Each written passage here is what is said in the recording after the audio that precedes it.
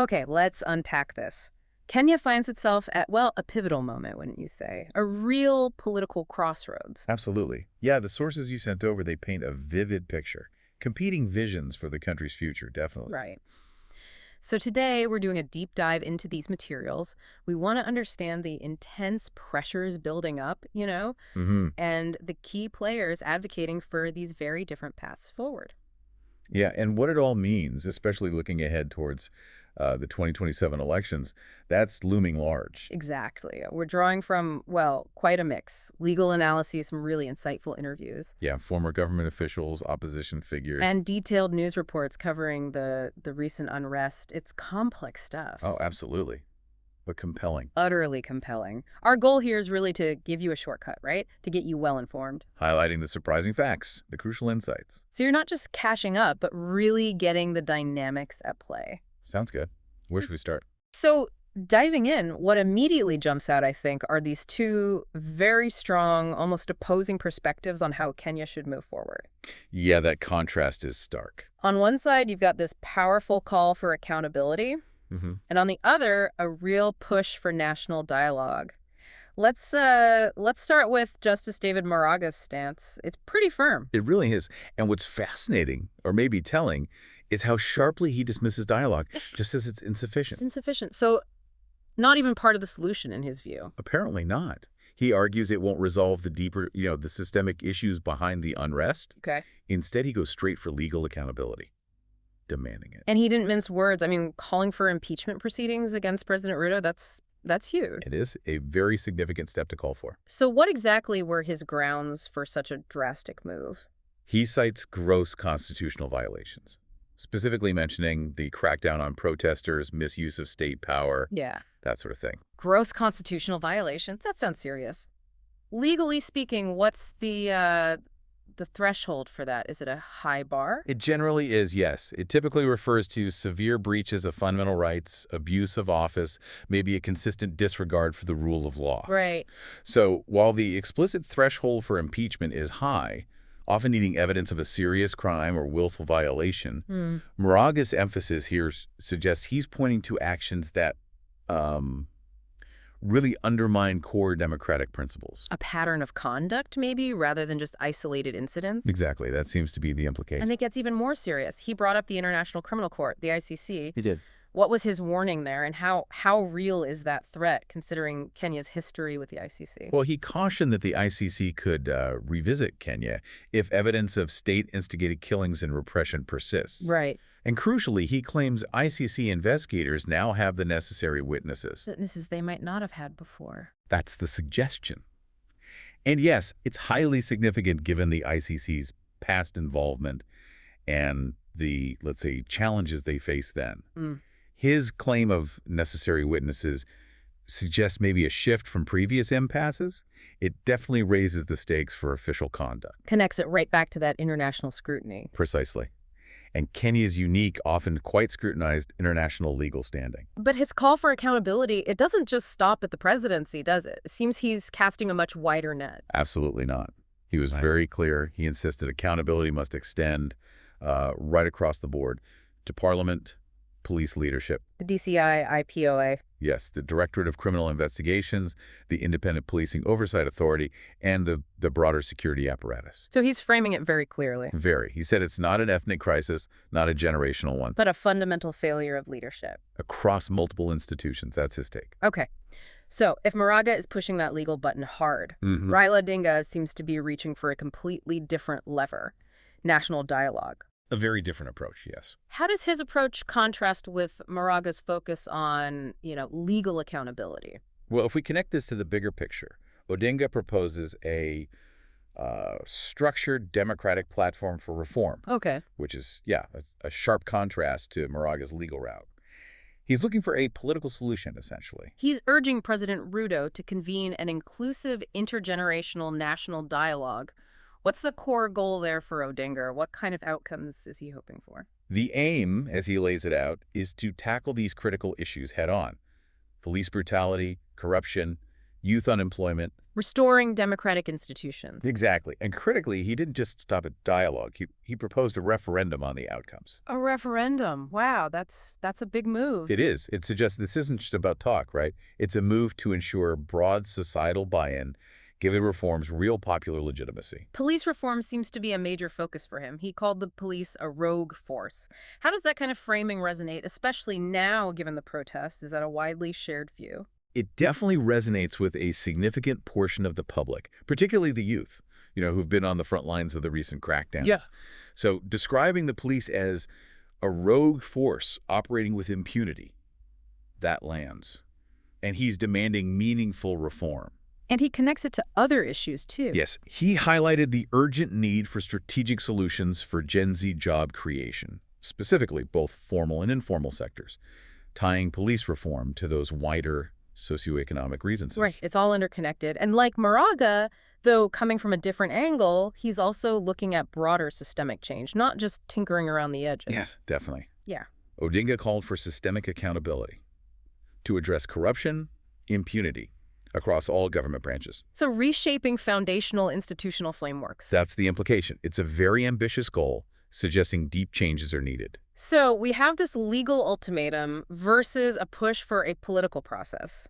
What does this sharp contrast, these two paths, what does it mean for President Ruto right now? He's caught in the middle, isn't he? He absolutely is. It means combined pressure from two very powerful and distinct directions. How so? Well, Moraga's legal and judicial warnings, impeachment, the ICC, they elevate the institutional risks for Ruto.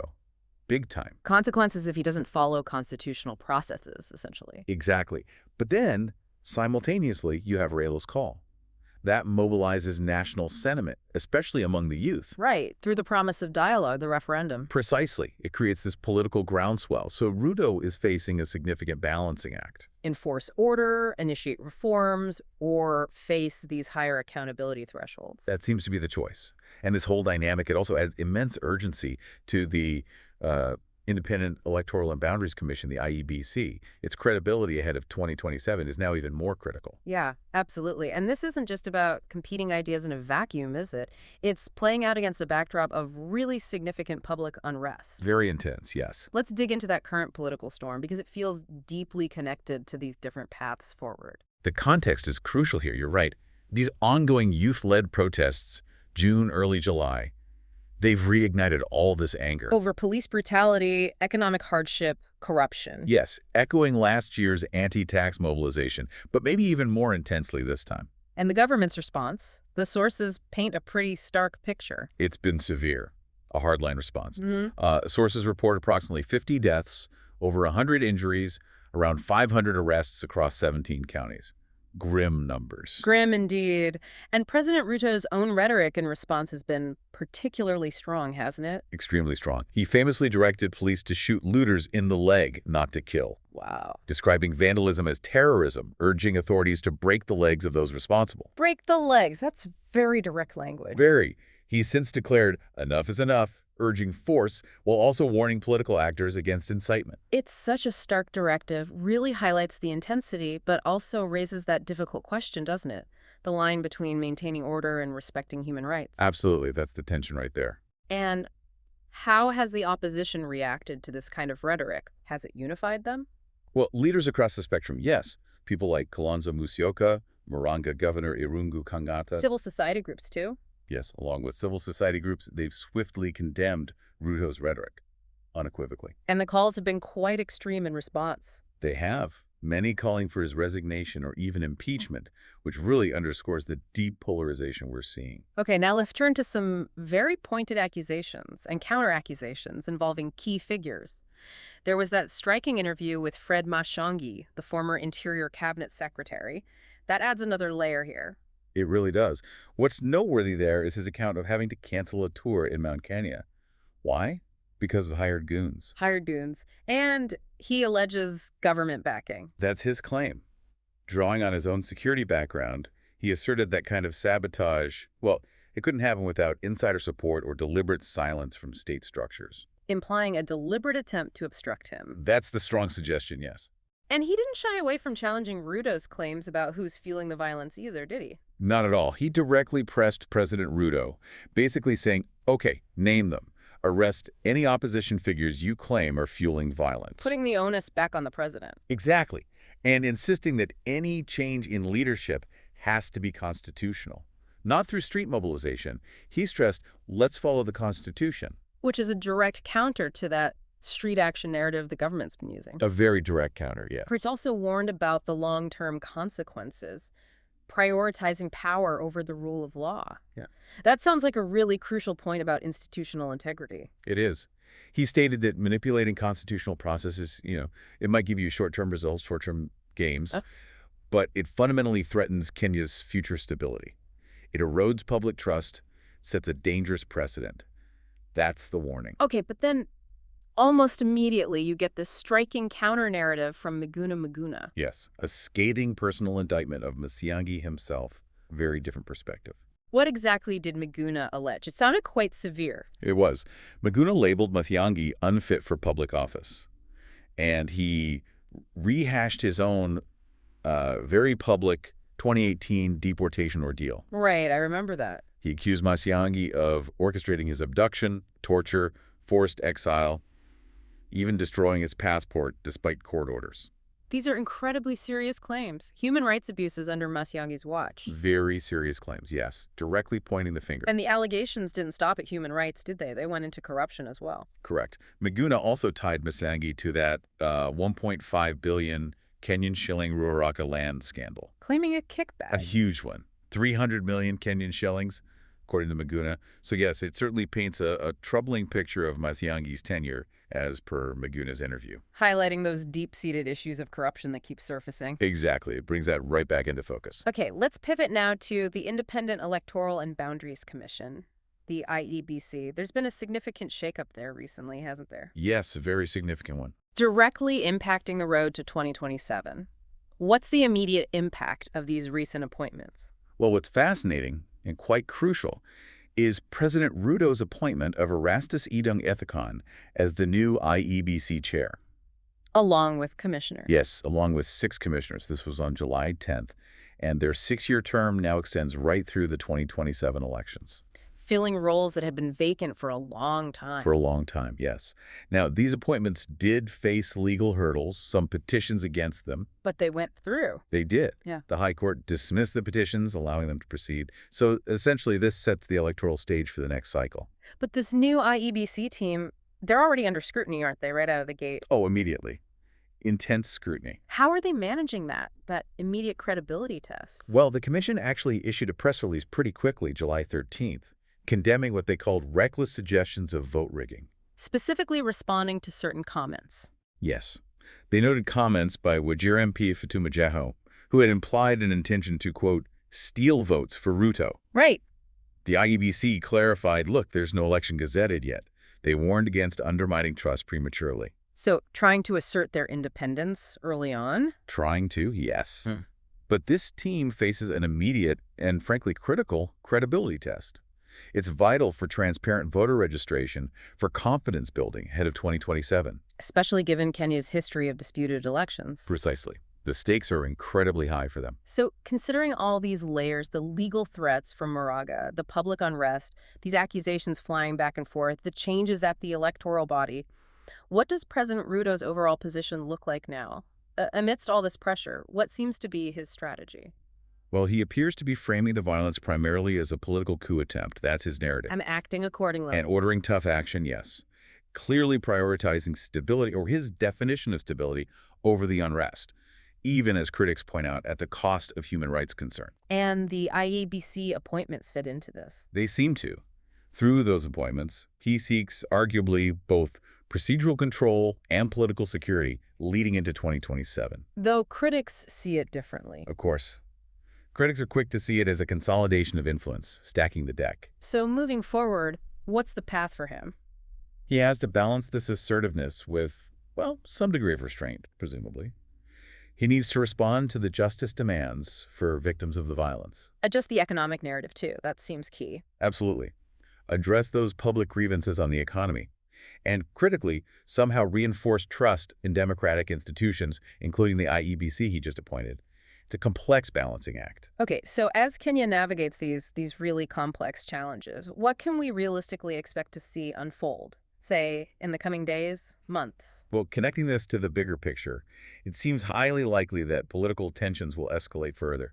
Right. Unfortunately, More protests. protests will probably persist or maybe flare up anew. Youth activists seem likely to remain agitated. And the government response. The government may feel compelled, or choose, to intensify its crackdown, which is concerning.